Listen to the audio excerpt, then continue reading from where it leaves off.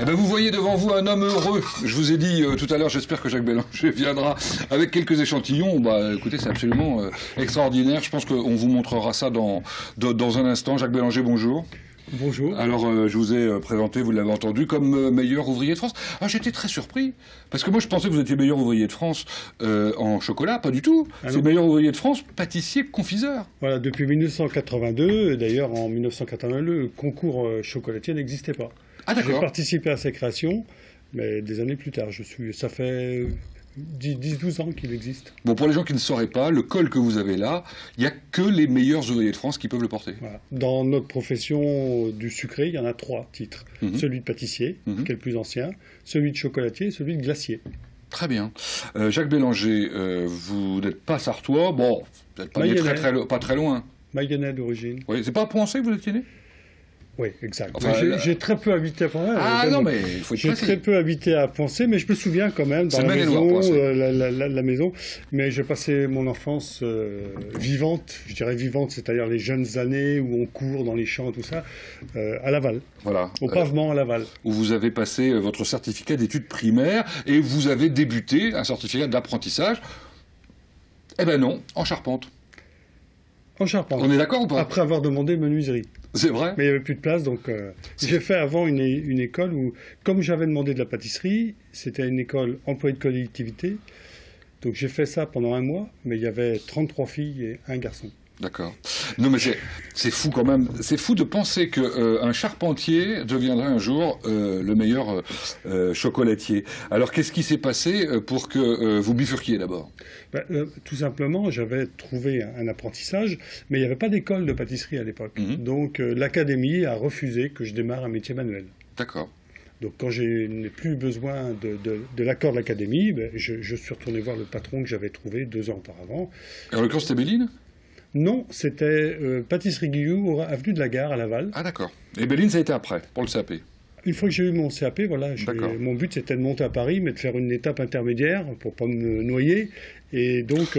Bon, il avait une belle réputation, c'était la Duchesse Anne, hein, c'est ça? Ah, Duchesse Anne, c'était super, très dur, très dur. Moi j'étais autour, donc je faisais les croissants, tout ça. Quand il déboulait l'escalier, et puis c'était pas climatisé, donc on travaillait pur beurre. Et donc, selon la chaleur, la pâte, il faut de la dextérité, il faut de la rapidité. Quand on démarre, on ne l'a pas. C'est toute la difficulté, quoi. Et donc, on apprend vite avec un patron comme ça? Dur, très bon professionnel, mais très dur. Oui. Donc, premier brevet de maîtrise, vous l'avez au Mans, en 74, 78, un second à Paris. Oui. Et ça va très vite pour vous. Vous allez chez L'Écureuil, vous allez chez Dalloyau? Dalloyau, oui, très bonne maison. À l'époque, c'était vraiment une maison-école. Et alors, vous avez la passion des concours? Oui, suite à un chef qui faisait des concours, notamment qui a exposé au Louvre, ça s'appelait le Sucre d'Art. Et là, je l'ai beaucoup aidé. Je passais mes nuits à l'aider. Et puis derrière, j'ai enchaîné. J'ai fait le Charles Proust à la mairie de Paris. Après, j'ai fait au Grand Palais. Maintenant, il n'y a plus de concours de pâtisserie au Grand Palais. Hein. C'est la FIAC, c'est des concours beaucoup plus. Mais j'ai exposé au Grand Palais en tant que pâtissier, au cinquantenaire de la gastronomie française, où j'ai obtenu un premier prix en artistique et en dégustation. Et puis, ça m'a amené... En fait, c'est le challenge, c'est de faire des petits concours comme ça, des petits concours déjà méritants, et d'accéder au titre de meilleur ouvrier de France. On se fait la main, quoi. C'est de la folie, meilleur ouvrier de France. Oui. Je ne sais pas, en termes d'investissement personnel, en termes de volonté, en termes de temps, en termes de tout, quoi, non? Ah oui, de tout. Combien de temps pour... C'est 10 ans de préparation. On fait les concours, on se met au point, quoi. On se dit, il manque ça, on se frotte. Et puis, le concours en lui-même, c'est 1 an et demi. Le concours, c'est 1 an ferme, parce qu'on passe la sélection, là, c'est l'année prochaine. Hein. Donc, moi, j'organise. Il y a la sélection, et puis 6 mois après, il y a la finale. Il y a combien d'appelés, combien d'élus? Ah, les élus, ça dépend. Il peut y en avoir 1, il peut y en avoir 2, il peut y en avoir 10. C'est ça. Ah oui, ça c'est, faut avoir le niveau, quoi. Faut avoir le niveau. Donc puis c'est jugé sur le travail. Donc, bon, ça doit vous faire rigoler, vous, ce qu'on voit à la télévision. Alors pas chez nous, il n'y en a pas heureusement. Non, les concours divers et variés. Bon, ça donne envie aux gens de. C'est une autre époque, c'est différent. Ça me fait pas rigoler. Sur certains points techniques, on oublie un peu la technique, mais j'aurais bien aimé, quand j'ai fait les concours et tout ça, pouvoir passer à la télé, parce que les choses qu'on faisait à cette époque-là, c'était superbe.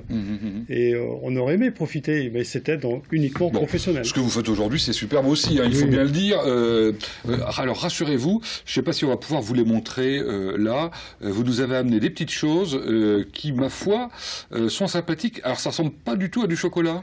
Voilà, c'est ce qu'on appelle un bonbon moulé. Donc c'est des coques de chocolat noir.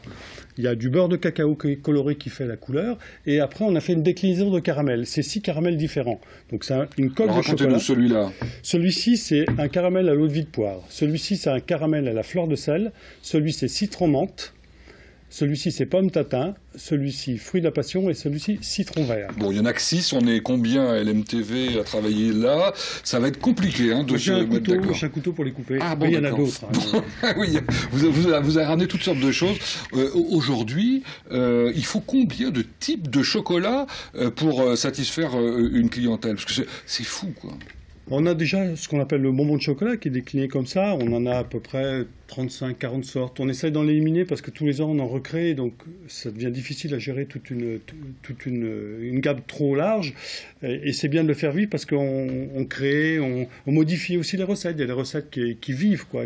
Qui étaient comme ça il y a 4-5 ans. Il y a des recettes qui sont à la mode à une époque qui ne sont plus au bout d'un moment. Les goûts évoluent, j'imagine. Oui, il y a un effet de mode, mais est-ce que par exemple, qu'aujourd'hui par exemple les chocolats sont un peu moins sucrés qu'hier? Ah oui, complètement. Ouais. Puis on a la chance d'avoir aussi les pures origines. Qui ont des goûts bien typiques. On les découvre chez nous en tablette. C'est ça là. Voilà. Alors attendez, on va vous montrer ça parce que bon, c'est signé Bélanger, chocolatier. Voilà. Ah oui d'ailleurs, c'est plus signé Béline. Alors voilà, oui, il y a le B, mais en fait on a dû faire un choix parce que on sort beaucoup du département et on avait sur nos boîtes Bélanger Béline. Alors les questions qui revenaient, c'est pourquoi c'est Béline et que vous appelez Bélanger.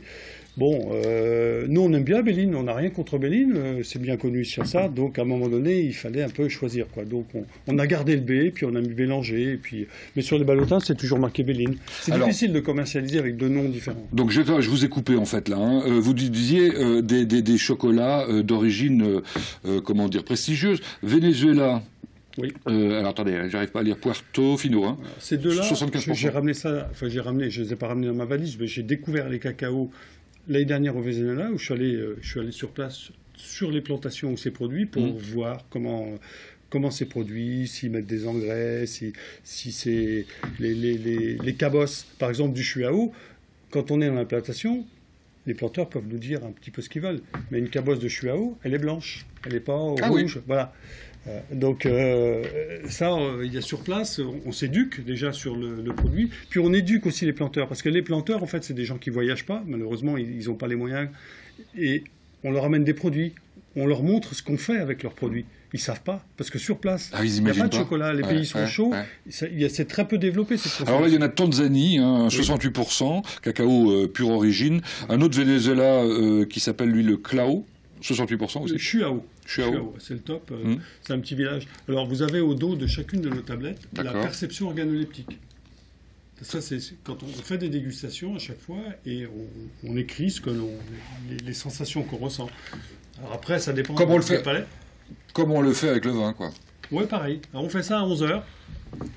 11h. Pourquoi? On n'a pas de pièce rouge ou alors on fait pas parce que quand vous avez des petits box avec des lumières rouges, vous ne faites pas la différence entre un chocolat au lait et un chocolat noir pour pas se laisser influencer par la couleur. D'accord. Pourquoi 11h? Parce que c'est là que le palais est le plus proche à capter et le plus frais. Il y a le petit déjeuner est loin, on commence à voir le déjeuner qui va arriver. C'est là qu'on est le plus apte. Alors, ça marche à 11h, mais est-ce que ça marche à 17h aussi, par exemple? Oui, si on n'a pas grignoté entre-temps, oui, ça peut marcher. Mais 11h, c'est bien. C'est bien. Bon, c'est à 11h qu'on apprécie le mieux le chocolat. C'est ça que ça veut dire. On est le plus apte à faire une dégustation sur une base neutre. pour bien découvrir tous les arômes. Bon, il faut qu'on parle absolument de votre métier et puis que vous nous donniez quelques conseils, mais je résiste pas à l'envie quand même de montrer ce que vous nous avez amené.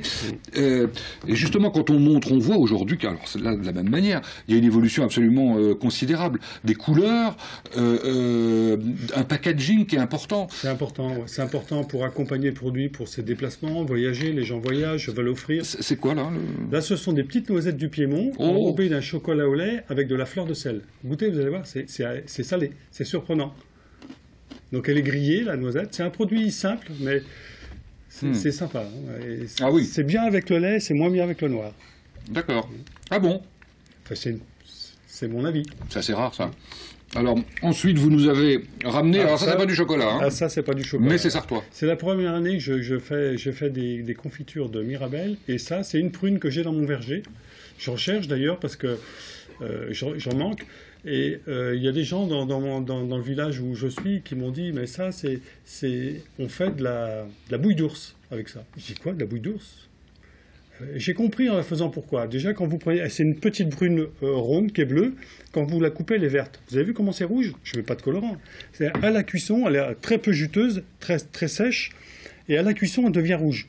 J'ai compris pourquoi bouille d'ours, parce que quand vous en mangez, comme les ours qui mangent les... Je parlais de pour lécher les babines tout à l'heure, bah c'est ça. Elle est très belle en couleur et elle a une acidité. Donc moi, c'est plus une compote qu'une confiture, parce que je la sucre très peu. Mais vous la vendez telle que ou... Oui, ah oui, d'accord, ça n'est pas que pour... Oui, j'ai pris dans le magasin avant de venir. Ah d'accord, d'accord. J'en ai pas beaucoup. Qu'est-ce que vous avez amené d'autre là? Alors ça, c'est du gingembre confit. Oh là, ça a des vertus, ça, le gingembre. Oui, ça a des vertus d'être... On aime ou on n'aime pas, mais oui, c'est aphrodisiaque, c'est ce qu'on dit. C'est pas vérifié, mais enfin bon. Je pense qu'il y a quelque chose de vrai, mais c'est intéressant. Le gingembre, c'est un gingembre particulier, quoi. Alors ça, j'ai ramené ça dans mes voyages aussi à Madagascar. À Madagascar, il y a de la vanille, mais il y a aussi du cacao qui est très bon, acide, plutôt connotation acide et fruitée. Et ça, ce sont des petits citrons verts. Ah oui. D'ailleurs, ça a une forme de... Voilà, mais vous avez vous imaginez voilà, ils sont pas très gros, tout petits, ils sont coupés en 4. Et il y a la peau, et à l'intérieur, il y a comme une pâte de citron vert. Donc on les coupe en 4 et on les enrobe de chocolat. Oui. Oui, il y a 2 textures. Hein, puis vous avez la peau qui est un peu ferme, qu'on croque. Ça y est, on voyage en plus. Là on voyage. Oui, on est parti, quoi. Formidable. Bon, donc on voit en plus que, je parlais de packaging il y a un instant. Donc le goût. Effectivement, il faut savoir présenter. Alors, il faut savoir présenter, il faut savoir vendre, il faut savoir... c'est un métier complet, quoi. C'est un métier complet, oui. C'est pas que faire son chocolat, il faut savoir le conditionner. Déjà pour le conserver, quoi. On s'applique, si vous prenez le ballotin ici, là. Celui-ci, oui. Je ne l'ai pas vérifié avant. On va l'ouvrir. Voilà. Donc, déjà, c'est un cartonnage qui est dur, quoi, pour pas qu'on le serre. Nous, on s'applique à faire des chocolats qui brillent. Donc, faire briller un chocolat, c'est compliqué, surtout quand il y a une ambiance humide. Donc, on a une pièce qui est partiellement déshydratée. Ça, c'est intelligent. Ça, c'est très intelligent de mettre le... Voilà, les gens peuvent goûter et chercher le goût. Et ensuite, s'ils ne trouvent pas, regardez un petit peu. Voilà. Donc, vous voyez comment c'est satiné. C'est pas mat, c'est pas terne. Un chocolat qui est mat, qui est terne, oui, c'est pas déjà un chocolat qualitatif. Vous pouvez sentir aussi. Mais vous voulez dire que si éventuellement ça brille trop, c'est qu'on cache quelque chose? Non. Regardez, celui-ci, il brille. Oui, c'est parce qu'il est moulé. D'accord. On ne peut pas obtenir ça dans un chocolat qui est enrobé. Mais il y a un satin. Alors le satin, il peut devenir blanc s'il a pris un peu d'humidité. Mais un peu d'humidité, c'est pas la rosée, c'est plus de 5 degrés d'écart. Vous avez une micro-condensation qui vient ternir le chocolat. Alors comment le conserver au mieux, justement, le chocolat? Au mieux, c'est dans son salon. Et puis c'est de le conserver... C'est-à-dire à température ambiante, 20 degrés, quoi. Voilà. Les chocolats sont faits pour être dégustés à 20 degrés. Et au bout de combien de temps? 3 semaines. Les plus fragiles, c'est 3 semaines. Ce qu'on appelle une ganache nature, c'est-à-dire ça va être juste de la crème et du chocolat, un petit peu de beurre. Ça se garde 3 semaines. Donc on met la date du plus fragile. Le temps passe à une vitesse folle, il faut absolument qu'on parle des salons auxquels vous participez. Vous arrivez de Paris, vous partez demain, je crois, au château de Vaux-le-Vicomte. Là, le camion est parti pour Lyon cet après-midi, et demain, on fait traditionnellement un salon de chocolat qui clôt les visites, la saison d'été du château de Vaux-le-Vicomte. D'accord. Et chaque année, depuis quelques années maintenant, vous faites une robe en chocolat. Oui. Qu'on va voir, je pense que vous nous avez envoyé quelques photos sympathiques. Alors du coup, colorées. Alors là, oui, donc je fais ça avec une styliste qui est là sur la gauche, la personne qui est en noir, qui est Gaëlle, belge.